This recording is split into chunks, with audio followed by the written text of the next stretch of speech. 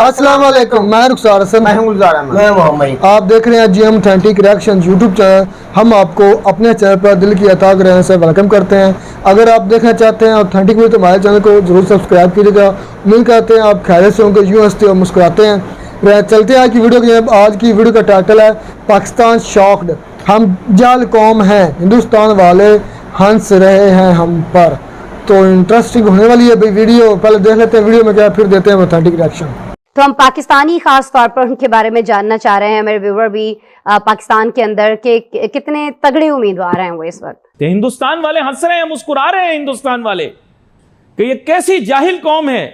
मुल्क के लिए कितना नुकसानदेह होगा आगे जाके आप सोच भी नहीं सकते। IMF ने कह दिया है कि बेटा चीन से अब और पैसा नहीं उठाना, नहीं तो हमसे रोकड़ा नहीं मिलेगा। अब पाकिस्तान परेशान। श्रीलंका की मिसालें दे रहे हैं, ये नहीं पता कि श्रीलंका का भट्टा इस वजह से बैठा है क्योंकि चीन के बनाए हुए बेकार मंसूबों को उन्होंने कर्जे ले लेकर बना लिया। हम्बन टोटा एक जगह है जहां पर एयरपोर्ट बना दिया जहां एयरपोर्ट की जरूरत ही नहीं है ना, हम्बन टोटा में। उसके अलावा ऐसी जगहों पर श्रीलंका के अंदर जो है वो बंदरगाहें बना दी जहां उनकी जरूरत नहीं। क्यों? क्योंकि वहां पे भी कुछ लोग थे जो श्रीलंका चीन दोस्ती जिंदाबाद, श्रीलंका चीन दोस्ती जिंदाबाद। अब भट्टा बैठ गया। अब श्रीलंका में उन्होंने सदर का घर को भी आग लगा दी, वजीर आजम के घर को भी आग लगा दी। घर को आग लगी घर के चिराग से, ऐसा ही कुछ है ना। तो बात यह है कि अब मैं आपको यही समझाना चाह रहा हूं कि जो चीज सही है उसको सही बोलो, सच बोलो, लेकिन इदारों पर नहीं बोलो।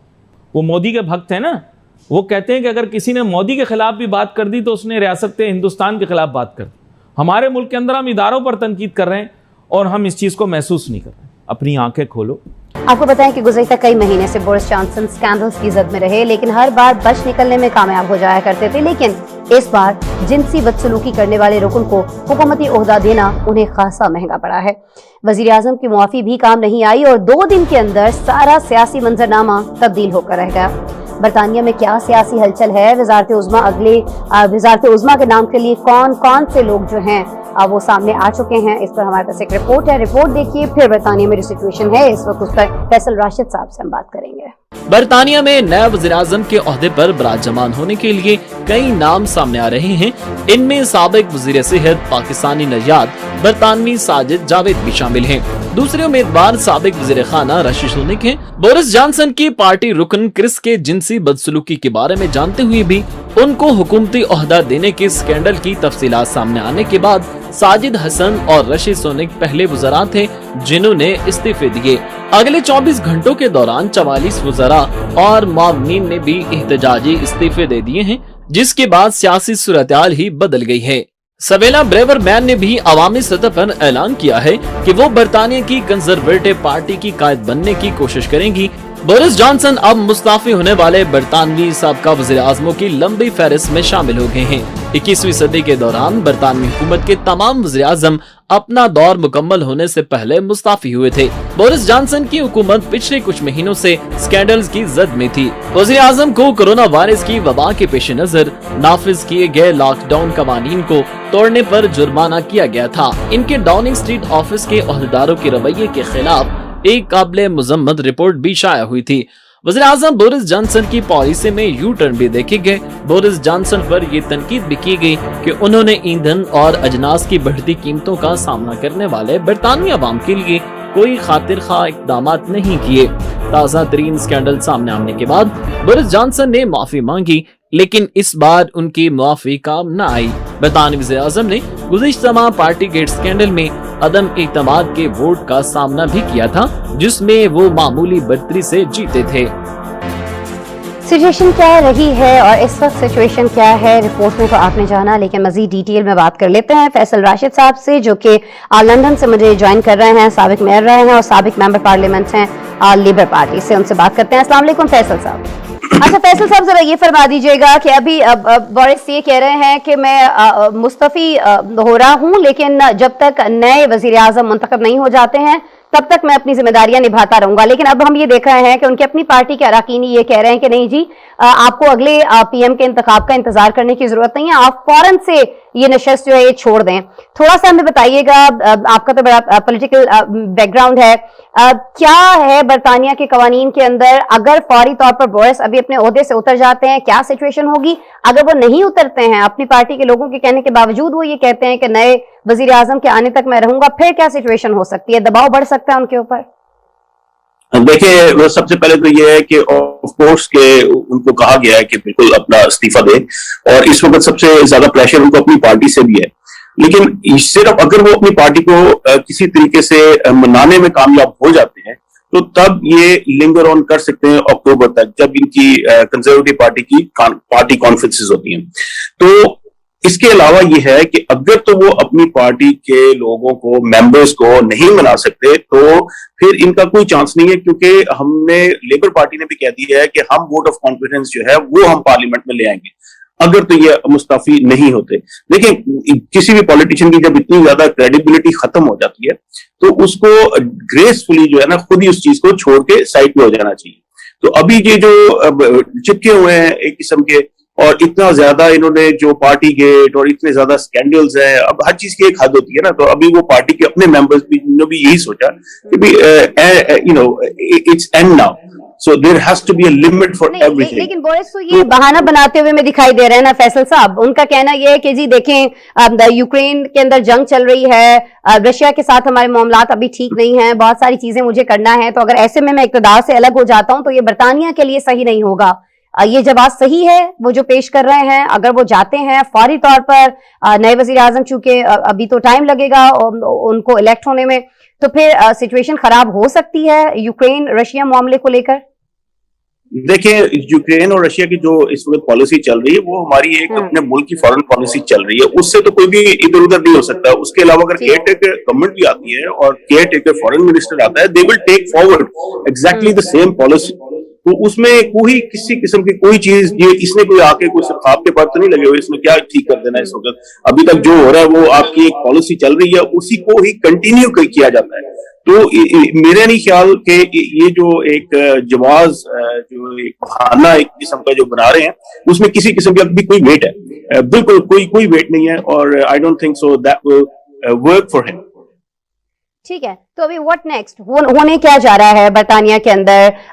अभी आज हम क्या देखेंगे? जो कंजर्वेटिव पार्टी के अरकान हैं वो ज्यादा प्रेशराइज करेंगे, तो आपको लगता है कि क्या चमगोइयां क्या हो रही हैं कि बोरिस वाकईतन चले जाएंगे, या हम देखेंगे कि नहीं, जैसे बहुत अरसे से वो बचते चले आ रहे हैं, कहीं ना कहीं उनके लिए कोई ना कोई स्पेस जो है वो पैदा हो जाएगा उनकी पार्टी के अंदर से? ही इतलात आप तक क्या आ रही हैं? देखिए, जो बोरिस जॉनसन है उनके बारे में कहा जाता है कि ही इज अ सर्वाइवर, तो ये हमेशा सर्वाइव कर जाते हैं। लेकिन आज जिस तरह इन्होंने इस्तीफा किया है तो आप देख सकती हैं कि मतलब इतने बड़े तूफान के आगे कोई सर्वाइव नहीं कर सकता। तो जब आप वही हो गया, जब आपके घर वाले आपका साथ छोड़ जाते हैं तो फिर आप बाहर जाके मुकाबला नहीं कर सकते। तो इसके साथ भी यही हुआ है कि इसके अपने जो एमपीज हैं, जो अपनी पार्टी है, वो उसका साथ छोड़ गई है, तो उसमें वो सर्वाइव नहीं कर सकता। क्या देख रहे हैं अभी हम, अभी क्योंकि बिल्कुल ताजा आज ही हुआ, मैं भी अभी एक्चुअली पार्लियामेंट में आया हूँ, इस वक्त पार्लियामेंट के अंदर से आपसे बात कर रहा हूँ, तो अभी मैं कुछ कॉलीग्स को मिलूंगा तो थोड़ा बहुत पता चलेगा कि क्या हो रहा है। लेकिन ये है कि इस वक्त लेबर पार्टी ने, केयर स्टारमर ने तो साफ कह दिया कि जी अगर ये अपनी सीट से नहीं उतरते तो Labour Party will bring the vote of no confidence.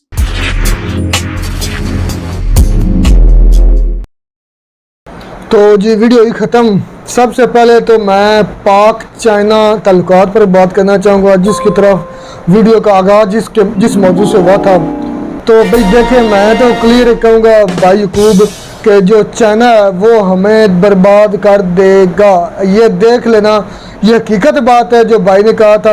एक बात तो ये चाइना से दोस्ती जिंदाबाद, ये नारा लगा, नारा है और पाकिस्तान में। एक बात और एक छोटी सी बात, ये जो ये आजकल के एंकर, जो आजकल का मीडिया ना, मुझे तो लगता है उनको एंकर या अपना रिपोर्ट देने की बजाय ना एक्टर होना चाहिए था।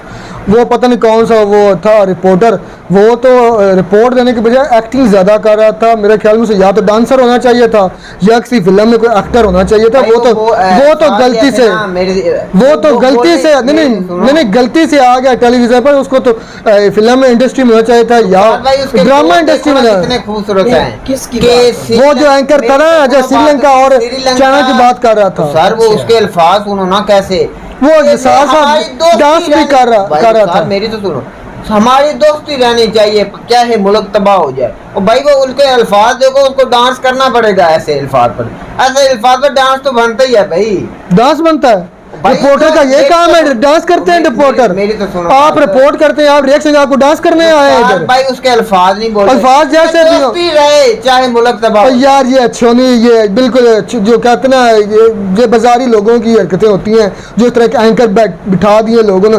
क्या पता नहीं माशरे को पैगाम दे रहे हैं कि आप रिपोर्ट कर रहे हैं, आप सीरियसली रिपोर्ट करें, आप उस पर डांस किए जा रहे हैं, आप उस पर मिर्चें लगाए जा रहे हैं, नमक छिड़के रहे। पता नहीं किस किस्म की रिपोर्टिंग हो रही है, किस किस्म के लोग आ गए हैं। जो पाक चैनल मैं वेकेंड टाइम पे वो उसकी तरफ अब मैं आता हूँ। मैं इसको यकीन कर दिया, बड़ी बारीकी से देख रहा हूँ। जो चाइना हमारे अंदर सरायत कर रहा है ना आस्ता आस्ता, हम जिस तरह आज अमेरिका की एक टेरिटरी है ना, इसी तरह हम कल एक ना एक यकीन कीजिएगा हम चाइना की टेरिटरी हो गए, वो जो चाहेंगे हमसे मनवा लेंगे। भाई हम अपने पैरों पे खड़ा हूँ, ये नहीं कि हम चाइना के गुलाम हो जाएं। भाई आप तो भाई बहुत ही सपोर्ट करते हैं चाइना को। भाई यकूब भाई जवाब देंगे इसका। भाई चाइना के साथ हमारी दोस्ती तो है, अभी खत्म तो हुई नहीं, ये एक हकीकत है। अच्छा, तो दूसरी बात है, अब चाइना ने दूसरा सॉरी IMF ने भी बोल दिया है ना, क्या अगर आप चाइना से और कर्जा लोगे तो हम आपको कर्जा नहीं तो देंगे, हम आपको कर्जा नहीं देंगे, आपके ऊपर और तो भाई उन्होंने सी पैक खत्म करने का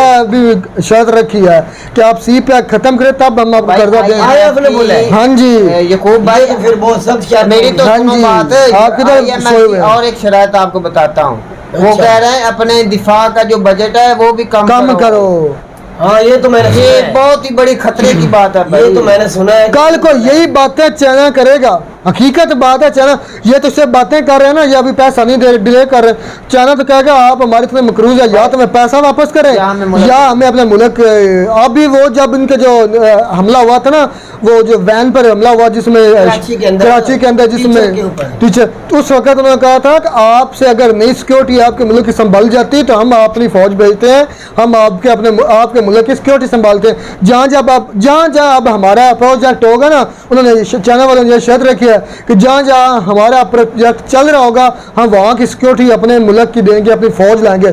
इसका दूसरा मतलब यह है कि आपके पाकिस्तान में चाइना की जो है सोल्जर्स हैं वो मौजूद होंगे, वो आपके मुल्क की दिफा करेंगे। इसका मतलब आपका मुल्क आपके हाथों से निकल चुका तो है। भाई एक मुख्तार मुल्क से रहा भाई। ये तो चाइना बोल रहा है, कमर जावेद बाजवा साहब हमारे जो आर्मी चीफ हैं, उनको चाइना ने बोला है कि हमारा पैसा जो है ना आर्मी चीफ साहब वो वापस करो, अच्छा। वरना आप अमेरिका की तरफ ना जाओ। अच्छा। अगर उधर साइड को रखना है अमेरिका को तो हमारा पैसा हमें दो। ठीक हो उधर गया। IMF बोल रही है आप चाइना की तरफ जाओगे तो हम सी पैक बंद करा देंगे, ये कर देंगे। ये है गुलाम कौमों की। इससे क्या साबित होता फिर? गुलामी ही साबित हो रही है ना। हम ये वीडियो तो इस पॉइंट पर तो नहीं हम कर सकते। और जो देखे इंग्लैंड के वजीर आजम साहब हैं, बोरिस वो देख लो, वर्ल्ड में भाई ऐसे हालात हैं कि वो अफरा तफरी है, उसके खिलाफ भी आवाम उठी हुई है। श्रीलंका में जुगार्डन के खिलाफ भी आवाम ट्रंप लेके खड़ा हुआ है, रशिया में है, चलो उनको तो छोड़ो, वो तो वर्ल्ड में ही ऐसे हालात हमें हैं। बात अपनी करनी चाहिए भाई। हम किसी मैं छोटी सी एक बात करता हूँ। कई लोगों को शायद इससे राय इख्तिलाफ हो सकता है, लेकिन हमारा दीन कहता था, हमारे नबी की ये पेशीन गोई थी कि जिस वक्त शाम में अमन नहीं ना होगा, पूरी दुनिया में अमन नहीं, पूरी दुनिया में अमन नहीं आज वो हकीकत हो गया आज वो देख लें कि आपको शाम में अफरा तफरी का माहौल है, तो पूरी दुनिया में देख लें अफरा इंडिया में तफरी। देख लो, रशिया में देख लो, यूक्रेन में, यूरोप है, अमेरिका है, इंग्लैंड है, कहीं भी अमन नहीं। भाई अमेरिका में श्रीलंका है, चाइना है, किसी मुल्क में भी नहीं, क्योंकि शाम में अमन नहीं है। जब उधर अमन हो जाएगा, ये हकीकत बात है, पूरी दुनिया में अमन होगा। और ये मैं एक सवाल आपसे पूछना चाहता हूँ, जब अमेरिका में हालात थोड़े से खराब होंगे ना, फिर ही अमेरिका को होश आएगी कि ये वर्ल्ड में कितनी हालात खराब है। गुलजार वो आप ये हालात अपने आप जीते मेरी हैं, बात अपने एग्री नाम में करें। जंग नहीं लाते भाई। गुलजार भाई आप मेरी बात से एग्री करें या एक ना हमला करें। हुआ था, मेरी तो सुनो आप बात। जो वक्त चल रहे हैं गुलजार भाई, आपको ये वक्त साबित करेगा। फिलहाल मेरी आप दोनों बात नहीं मानेंगे। 2 कंट्री को नुकसान होने वाला, मैंने पहले 2 वीडियो में बोला है। सबसे पहले और सबसे ज्यादा वो कंट्री कौन सी है? अमेरिका और इंग्लैंड। सबसे ज्यादा इन दोनों कंट्री को नुकसान होना। और कौन कंट्री पहुंचाएगी? वो रशिया पहुंचाएगी। मेरी बात लिख लो। और भाई आप भाई को इसके असरात भी बहुत बुरे होंगे। बुरे होंगे। बुरे तो अमेरिका- होंगे। मेरी तो सुनो, अमेरिका और इंग्लैंड पे नुकसान रशिया करेगी ना, तो इसके दोनों मुल्क पे नहीं, और पूरे वर्ल्ड में होगा। मेरा इसके भाई असरात। जो मर्जी हो जाए, क्योंकि भाई ये दुआ करनी चाहिए अमेरिका कि ऐसा ना हो अमेरिका भाई, और इंग्लैंड अमन से दोनों रहें। मेरा भाई अमन नहीं चाहते। वो यूक्रेन और रशिया के मसले में अमन पैदा नहीं कर और रहे। यार भाई जितनी इनका नस्ल जो है- खुशी, जितनी नस्ल खुशी अमेरिका में हो रही है ना, आपकी सोच है। उधर गोरे मारते हैं ब्लैक को, ये जो है ना रेसिज्म उधर बहुत ज्यादा हो रहा गोरे है। जो है उनको ब्लैक काले होते हैं, उनके सामने गोरे खड़े नहीं हो सकते। क्राइम की रिपोर्ट पर है, जो अमेरिका में भी बहुत ज्यादा क्राइम होता है। बहुत ज्यादा है, वही मैं बात कर रहा अच्छा हूँ। नुकसान है कि अगर वो मुसलमान लड़का जो है, जिस तरह आमिर खान मुसलमान है, वो बॉक्सर लंदन की तरफ से, वो भी पाकिस्तान साजिद के क्या नाम है? साजिद बता रहे थे। साजिद। अगर वो प्राइम मिनिस्टर उधर के बन जाते तो फिर वो पाकिस्तान नजाद है, मतलब कि पाकिस्तान वो का है वो भाई। पाकिस्तान का है। पाकिस्तान नहीं, लेकिन वो उधर रहते, अगर वो बन जाए तो फिर क्या होगा? क्या होगा? वो अपने मुल्क को चलाएगा और क्या होगा? आप उनसे उम्मीद मत रखें यार। यही तो वजह है कि हम ना दूसरों पर उम्मीद रख रहे यार हैं। मेरी बात तो सुनो, मैं आपको इस वीडियो में एक सबक देना चाहता हूँ। क्या बात सबक बताना देना चाहते हूँ, हो? वो जो इंडिया का बंदा और सिंगापुर के में के कहीं के वो जो बना है, कोई ऑफिसर के नहीं लगा भाई, थे। वो- एक मिनट, IMF में कहीं वो लगा। आप आपने वीडियो की थी, बनने वाला आप है। कह रहे थे कि वो सिंगापुर का फैटफ कहा गया हाँ है। भाई, इंडिया को इससे President। बहुत फायदा होगा। पाकिस्तान को इंडिया नुकसान दे सकता है, फिर वो तो उस कंट्री को होगा, इंडिया को तो नहीं ना। और भाई मैंने उस वीडियो में भी बताया था, जो अपने सिंगापुर को रिप्रेजेंट करेगा उसने सोचेगा ये नहीं कि इसीलिए इंडिया अगर की वो सोचेगा। पाकिस्तानी बन जाता है तो वो पाकिस्तान की सपोर्ट भाई नहीं करेगा, वो अपने इंग्लैंड मुल्क की की पॉलिसी करेगा। होती है, उसके मुताबिक चलते हैं, उनकी पार्टी के मुताबिक चलते हैं। ये कि नहीं कि पाकिस्तान की वो सोच। तो देख ले पूरी दुनिया में हालात ये चल रहे हैं कि पूरी बहुत दुनिया में हालात इतने खराब हो चुके हैं मेरा भाई, यकीन माने बहुत हालात खराब होते जा रहे हैं। तो ये हालात संगीन से संगीन तर हो रहे हैं। इंग्लैंड जैसा माहौल भी आज क्राइसिस में चल रहा है, जो कि पॉलिटिकल क्राइसिस है। और अमेरिका जैसे माहौल में भी ये रेसिज्म वगैरह, ये जो ज़ात पात में कत्लो गारत हो रही है, हर पूरी दुनिया में ये चल चुका है। और दुआ करनी चाहिए कि पूरी दुनिया में अमन हो। अमन होगा, खुशहाली होगी, तभी तमाम। अगर एक ही दुनिया के हिस्से में खुशहाली नहीं होती तो उसका असर पूरी दुनिया पर पड़ता है, जिस तरह रशिया और यूक्रेन की जंग का सारी दुनिया पड़ा। भुगत- तो मेरे ख्याल में कि ये एक बहुत बुरी बात है, ये बहुत खतरनाक होने वाला है। और दुआ करनी चाहिए कि हमारे दुनिया में अमन रहे, आने वाला वक्त ही अच्छा होगा। है। उम्मीद करते हैं आपको हमारी वीडियो अच्छी लगी होगी। अगर वीडियो अच्छी लगे तो हमारे चैनल को जरूर सब्सक्राइब कीजिएगा। मिलते हैं नई वीडियो में किसी नया टॉपिक के साथ, तब तक दीजिए इजाजत। अल्लाह हाफिज़।